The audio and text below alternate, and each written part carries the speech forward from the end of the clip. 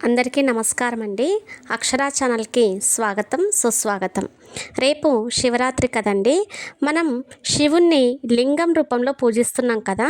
మరి ఎందుకు శివుణ్ణి లింగ రూపంలోనే పూజిస్తున్నాం అనే విషయానికి వస్తే దీనికంటూ ఒక చిన్న కథ ఉంది.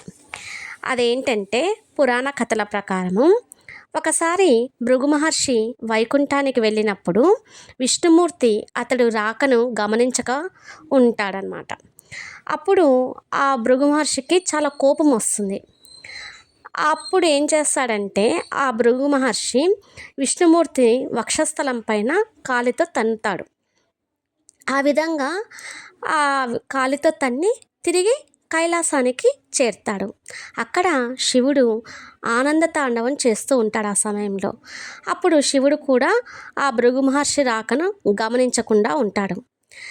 అప్పుడు కూడా భృగు మహర్షికి చాలా కోపం వస్తుంది.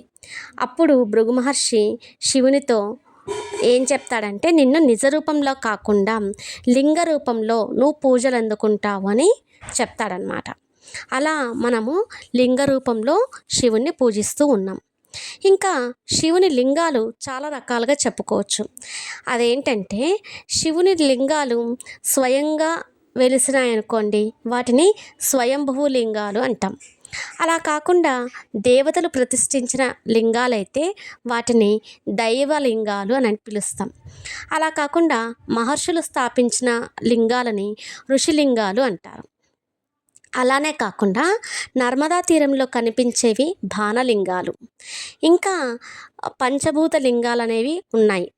అదేంటంటే తిరువన్నామలై అంటే అరుణాచలంలో ఉండేటువంటి లింగం తేజోలింగం, జంబుకేశ్వరంలో ఉండేటువంటి లింగం జలలింగం, చిదంబరంలో ఉండేటువంటి లింగం ఆకాశలింగం, ఏకాంబరేశ్వరంలో ఉండేటువంటి లింగం పృథ్వీలింగం, శ్రీకాళహస్తిలో ఉండేటువంటి లింగం వాయులింగం.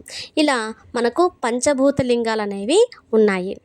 ఈ లింగాలను మనం పూజిస్తూ ఉంటాం కదా. శివుని రూపంలో ఉండేటువంటి లింగాల్ని మనం పూజించుకుంటే మనకంతా మంచి జరుగుతుంది అని మన నమ్మకం. ఈ కంటెంట్ మీకు నచ్చినట్టయితే లైక్ చేయండి, షేర్ చేయండి, సబ్స్క్రైబ్ చేయండి ఫ్రెండ్స్. Thank you.